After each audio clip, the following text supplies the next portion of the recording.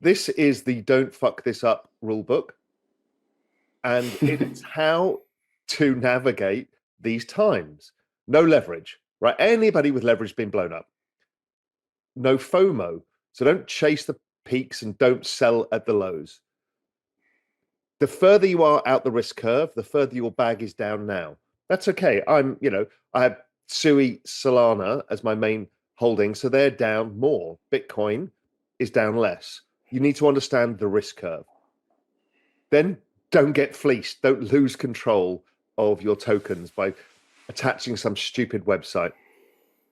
Only have a small DJing bag. Remember when everybody thought that memes were going to be the biggest thing of all time? They've all gone to zero. That's because that's so far out the risk curve. It should be small and it should be there for fun, yet unlikely to make a fortune. The longer term time horizon is everything. Zoom out, remove the noise, and most importantly, expect 35% pullbacks frequently in Bitcoin. And that means more in alts. And buy the fucking dip if you can. So those are the rules, so don't fuck this up. Understand that as we go through the presentation, and you'll understand the opportunity set.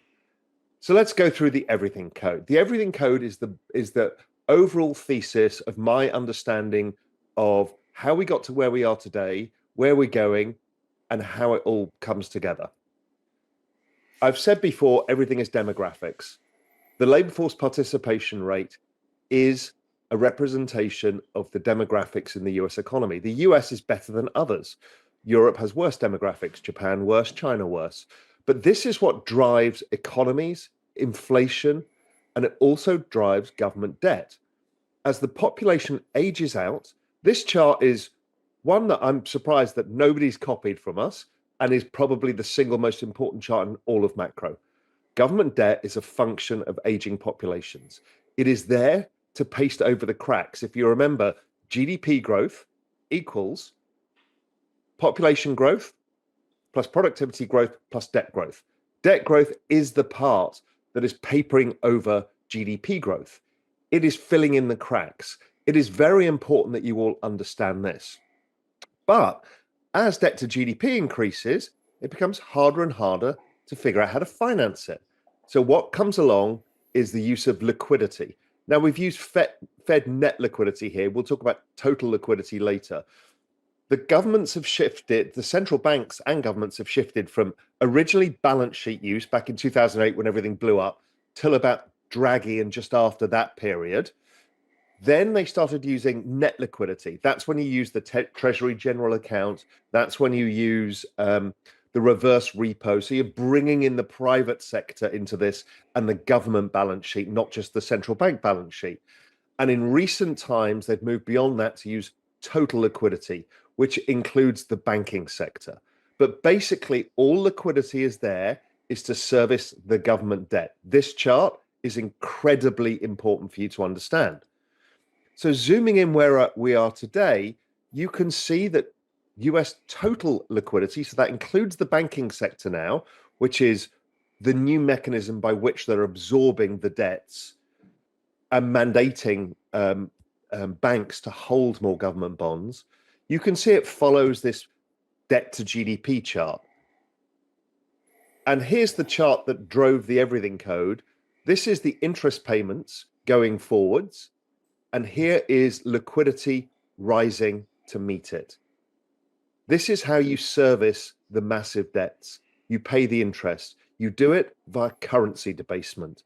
That's what liquidity is. It's a fancy word for currency debasement. And total liquidity is the way that they've been doing it. And so my view on this is, and people don't realize this because you say it all the time, it's going to be 1929 over again. It's going to be 2008 all again. It's going to be, I'm like, they have taken the left tail risk out of markets. And so if that is the case, then the risk reward is so skewed that I think it's the greatest macro risk taking opportunity of all time, because they've taken the big risk off the table, which is the black swan. Because you and I know the second anything bad happens, the second collateral gets affected, they print money. Yeah. Yeah. And just look at it this way, Raoul. From a technical standpoint, we've even seen that the administration has mulled the idea of backstopping the so-called basis trade of hedge funds. That's right. And that's it's a very technical thing, but what it basically means is that they want these hedge funds to take part in funding the deficit as well. They want to ensure that liquidity conditions remain stable. And all of the hedge funds are obviously very levered, and they want stable liquidity conditions to be able to fund the treasury via these basis trades, etc. So my point is just everyone with access to this administration, everyone within the administration, they're all incentivized to do this reset once needed. And then on top of it, at government level, we also have the fact that they're playing with the financial levers using the Treasury General account now as well. And it's not, it used to be in the past a nothing burger. And now it's being used to either juice what the central bank is doing or offset what the central bank is doing. So the government is now playing the game of money as well. Yeah, it is. And, the Federal Reserve also clearly caved into this already a few meetings ago. They cited this whole development around the Treasury General account as a reason to end the quantitative tightening. And I know that they've not ended it, but they've ended it for all practical purposes already, right? We're talking minuscule numbers now in the bigger scheme of things. So again, this is a clear sign that the US Treasury and the Federal Reserve, they're cooperating around this. And we kind of know what the conclusion is ultimately of all of this, given that the cooperation is not hidden anymore and they're incentivized to do the same thing. And then just a few more charts to get through, skipping back to, of course, to Bitcoin. We're just, nowhere near the conditions for kind of a late cycle peak as we've seen historically, if we're looking at our GMI cycle top finder. And then, zooming out, right, this kind of another famous sort of, originally GMI chart is, we don't think that the banana zone is canceled. The banana zone, and some people have asked me, were you too early on that? Well, no, because in Q4 of last year, when Bitcoin was at 56,000, we said, here we go, we're going. We're still at, what are we trading at right now? 80. I mean, you can't get returns like that. But the most important point here is that we're still within this upcycle. It's just that these corrective phases are just part of that journey. So, and look how similar, again, go back, how similar that 2017 cycle was. That kind of weird double correction it had. It's very similar in price, time, structure. And the next phase is the next phase of the banana zone, which nobody believes. You get trolled on Twitter all day. Banana zone cancelled. Look at the fucking chart. Does this look like banana zone's cancelled? Or are you just impatient? And I just think people are just goddamn impatient. Well, it has been hard to be patient when it just it's done this, right? Just like, oh my, it's like the classic, that boring zone. But you gotta be patient. You gotta be patient. So Genesis, was living to fight another day, and things were starting to, normalize with Genesis, and the space was starting to kind of be okay. And then FTX happened. And when FTX happened, everybody's trust in every counterparty, it evaporated. If FTX could go down, everybody could go down. So essentially every counterparty for every for every lending platform, many of the prime brokers, people just said, you know what, I'm going to take my money, I'm going to take my crypto, I'm going to, put it under the mattress. And then when that type of thing happens, you had what was essentially a bank run on all of the Genesis and the similar players. And so Genesis had to put the gates up, and it ultimately resulted in Genesis having to go through a bankruptcy process. It reminds me so much of a couple of instances in financial markets in the past. It's like the Bear Stearns moment followed by the Lehman moment. It's like you could deal with the Bear Stearns moment, but the time got to the Lehman moment, all trust had disappeared in everything and everybody. Yeah, and it was I had lived through those, and I thought, we were like we saw what was happening in the market in the end of 21. I mean, we were not deploying money. I was like, all right, we've got our war chest, like we're ready for whatever comes. But we could have never seen. We didn't see the 3 arrows thing coming. We didn't really have a whole lot of visibility into Genesis activities, but we didn't see that coming. And certainly the FTX thing. I mean, very few people had any clue that was going to happen. And the other one it reminded me of, as I've mentioned this many times in the past, is 3 arrows reminded me so much of long-term capital. When I was a salesman at Goldman, they were everybody's largest customer and nobody realized it. Of every desk, the equity derivative desk, the fixed income desk, the swaps desk, that everybody. And then I mean, don't forget the Fed had to cut rates and essentially bail out all the prime brokers in exactly the same way, but there was nobody to bail out Genesis except your own balance sheet. Yes. And then you get the second hit from the whole thing. Yes. So we're happy that chapter is behind us. Yeah. What was it normalizing? Like? What was it like to go through it? Because it's fucking terrifying and it's horrible and it must have been really tough. It was tough in a number of ways. One, that everything in crypto and social media is amplified. Good and bad and lies. And I had never experienced a situation where there was such a willingness, and it wasn't just directed at us, but there was such a willingness. I know, I'm like for people to make up things and for people to believe it and amplify it. And so that was really surprising, especially given all that we have done for the space. I was surprised that there was such kind of vitriol, like kind of pointed in mine or our direction. Getting a lot of death threats during this for something that I had nothing to do with was surprising. Two, I was surprised at how litigious and how regulators wield their power in ways that I just didn't know that was the way that the world kind of works. And so I have a fresh new perspective as to, and maybe hopefully this administration's kind of different, but with certainly previous, I was like, wow, like, is this really happening? But look, on the positive side, I had a team of people who were like, we're in this bunker with you. We're gonna fight through this, and we're gonna come out stronger on the other end. And so when you talk about valuing people's contributions and loyalty and culture and team, I mean, we are the exact same team for the most part that we were on June 11th and we are today. And that's empowering. That I know that I've got the business and the team and the model that's going to get through any shit that gets thrown our way. Now, I was, and I don't know if we talked about this when I saw you in the fall, but also during this period of time, my daughter was diagnosed with cancer. So while we're working through this and people are trying to assassinate my character online and sometimes threatening in person, I'm at the hospital while my daughter is going through chemotherapy and having surgeries. And so how did you mentally survive that? It was an amazing wife, an amazing team, and trying to put everything in life in perspective.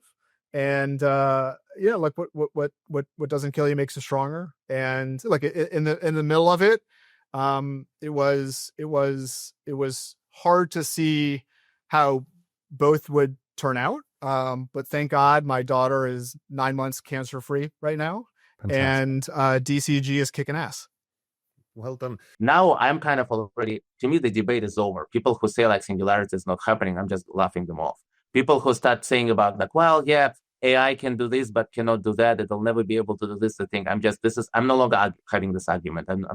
I don't believe. Even the stupid argument about what is AGI and what's not AGI, and they keep shifting the goalposts. Exactly. And I'm no longer seriously engaging with people who think like AI cannot do something. No. They cannot do that. AI cannot be caring, or AI cannot be creative, or AI cannot like write good poetry, or this or that. It's just, of course, people are entitled to their opinions, but this is no longer a matter of debate. I was willing to debate it a few years ago. I'm not willing to debate it anymore. I think it's just hilarious at this point. I just want to pat people on the head and say, oh, you're so cute. You think I cannot do this? Well, maybe like for next 3 months, it won't be able to do that. Okay.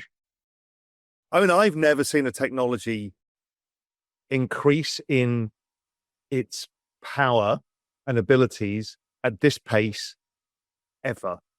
I mean, don't forget, it went from using IQ as a measure, which is not a great measure, but it's a measure. Last year, IQ doubled, and now the latest model, the O3, has an IQ of 150, let's say. Yeah. Okay, so now it's very, very, very smart. Yeah. Now, if it doubles again next year, and it has been doubling every year, it'll be at 300. It'll be smarter than any human that's ever existed in history. Yeah. And then the next year, it'll be 600. And the next year, it'll be 12. And then it's like, it's beyond human comprehension. Very fast. Well, this is where I want to talk about this, because IQ, this IQ, and has a very interesting implication. What I want to say about the energy industry too. Yep.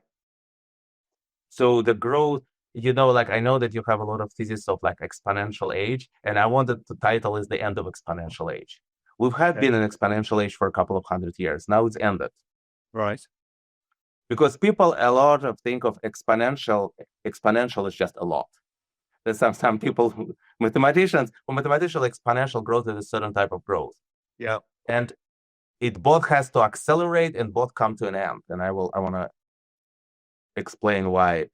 So can I go math? I don't know how you're doing with time. Can I go total math geek on you for the next 5 minutes? You do it. Let me unleash my math geekiness. You do it. You got the PhD in maths. Go for it. Yeah, so let's unleash it on the unsuspecting audience. A lot of stuff, so a lot of computation theory stuff and calculations based on iteration, that you do the procedure and repeat the procedure and repeat the procedure.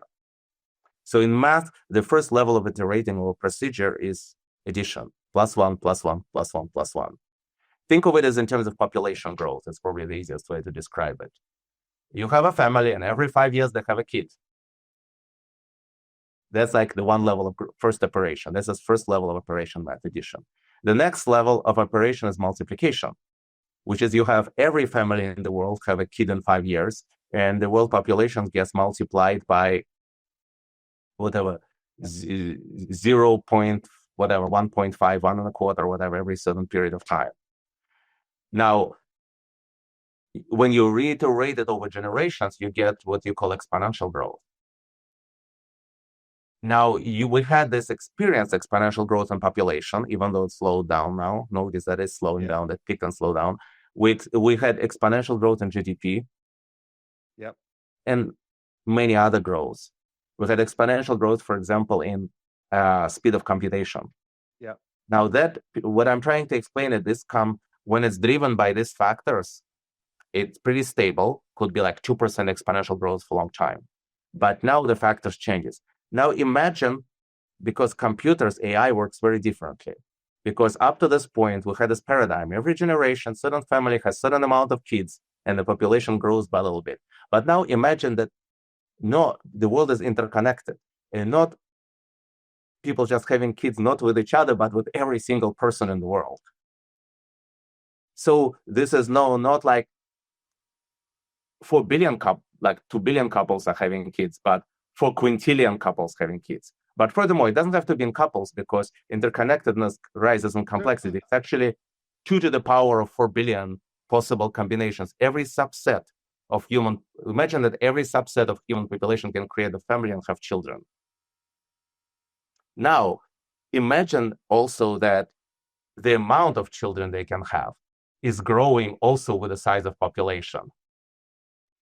That is, yes, if population is 1 billion people, then you don't have 1 kid. But if a population is quintillion people, then you don't have quintillion children.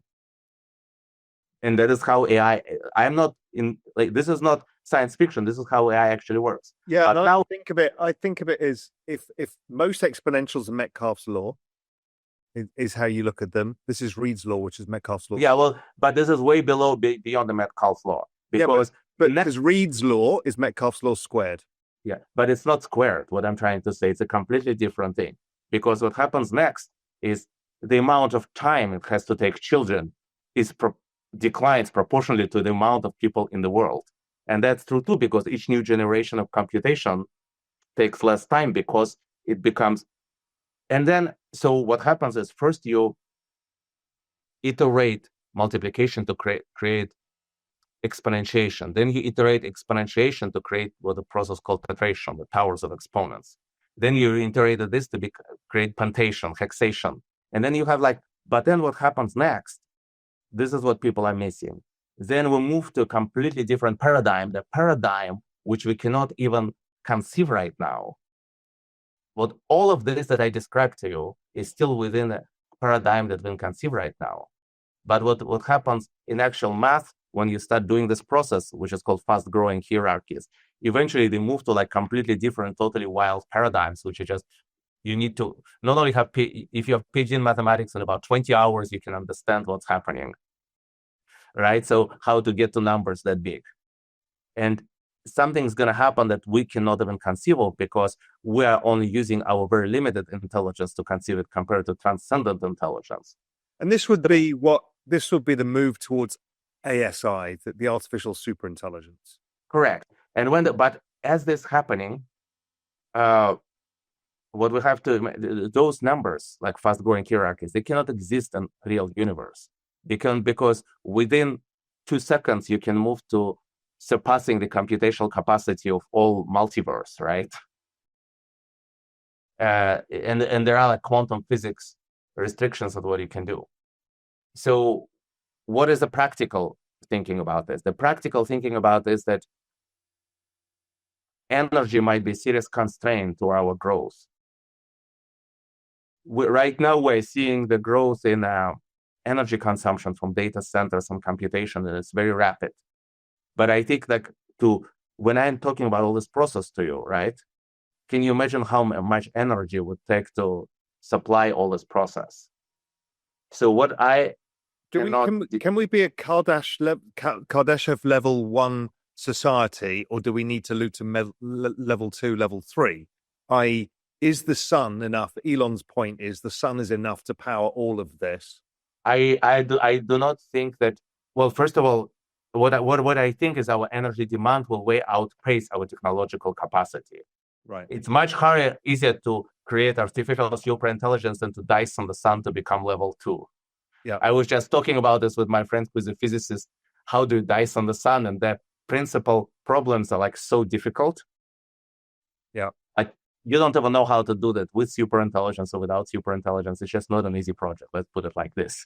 However, so I can allow the possibility that in 20 or 30 years, our demand for computational capacity will surpass the energy output of the sun. Which is staggering to think about, right? But that's what people don't want to throw such statements because that's where it creates crazy science fiction. But I think this is the direction we're going into. Which means that energy unavoidably, I don't see how energy will not become a bottleneck. But at what point does it become the bottleneck? I mean, at universal scale or solar system scale, sure. But when do we get there? When does the multiplication of the numbers get us to a point where we can't use the energy that we can capture on Earth first? Well, that's a good question, but when do we get past a level 1, and can we keep up with that rate of growth in energy supply as the demand is required? Well, it's almost I would almost look at this problem from the opposite direction. I would argue that energy has always been and will remain a bottleneck. Because if you think about this, a lot of energy costs, whichever they are, one of the major constraints of current global growth. Yes. If energy was free, maybe each of us would have, well, I don't think everyone will have private planes, but you can imagine a very different paradigm, right? If energy is a constraint, but it's just constraining different parts of life. What I think the question is not when energy will become a bottleneck, but will energy will bottleneck specifically for computation. And my guess is that, for example, that thermonuclear energy will come sooner than people think because of AI because AI is hungry, and when people and it needs energy, it wants to eat. It will figure out to feed itself thermonuclear energy. Yeah. So, and all the problems that we're having with how to harness it will be solved, I think. But that's not an expert view. This is my science fiction hat on, right? Yeah, but however, I can't believe it's directionally wrong that the AGI itself will solve its energy problems to the best of its abilities. Correct. That's what I'm feeling it. But however, just as humans solve their food problems and resource problems to some extent, they improve their situations, but they never have sufficiency of the resources. They always fight over resources, always like ration them and argue them somehow. Same thing will happen with AGI. It will have to ration energy, fight for resources, and challenge them. Is the fight going to be between, and there's two parts to this.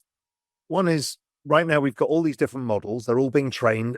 They're all operating. They all use energy. So there's a competition amongst these new AI nation states that are rising. Okay, fine. But at some point, all of these models are cross-polluting themselves via the internet, which I can see happening. So they all become a super cluster of these things. Is there going to be a conflict between the AIs for this energy? I don't know if there'll be a conflict, but I think there'll be a competition. I don't know if it will be a conflict or a competition. But if they're smart enough, surely what they would do is try and kill their competitor. Well, not all humans try to kill their competitors. We're just happy to, like, for example, if you have a store and there is another store across the street, majority of humans try not to like go kill the person across the street, but just put them out of business is good enough, right? True. So I think we also have wars for energy, which is we do. So I think just as in a human world and AI world, there will be good actors and bad actors. Yeah, it makes sense. So there will be people who compete for energy economically, and the people who resort to, and there will be not people, but agents, will say, who will resort to dirty tricks like viruses and sabotages and whatever, right? It was at the end of sort of 2020 that actually we saw that altcoin rally and outperformance. Now, in the last couple of years, well, in this cyclical bull market, we've seen two periods where altcoins have outperformed. It was the end of 2023, and that lasted for 6 months into Q1 of 2024.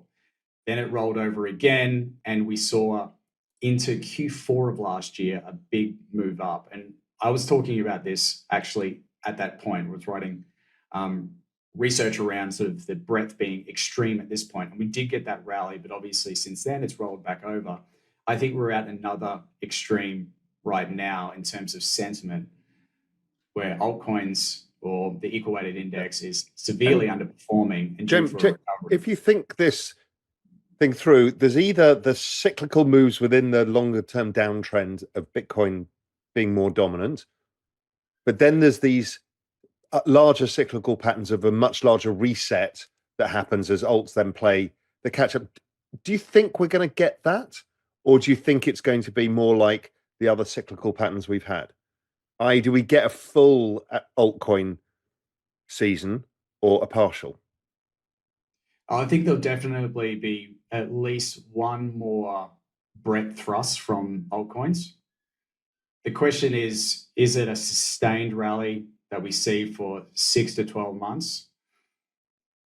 At this stage, I'm not too sure, but I do believe that quality altcoins, where activity returns and activity drives prices, and we just saw the previous chart where liquidity drives activity, then we'll definitely see a recovery in some of these little more high quality names. And so the high quality names are, if you can just track where network activity is gravitating and use that as your sort of North Star for how to trade or how to invest in crypto, then they should really start to perform at some point in the cycle. So I'm expecting really by sort of June, we'll start to see altcoins start to pick up again, predicated on the fact that Bitcoin is back at all-time highs by that point. I just think it's wrong to also think of it as value versus growth. It's like, if you are a large pension plan, you should have an allocation to both, and they're different things. They give you different return profiles, different streams, and that's okay too. But there's people have this thing in their head, it's one versus the other. I just don't see it that way. One gives you a lot more comfort and ability to take long-term risk because of the embedded value. The other is a more momentum-based play. They're just two different things.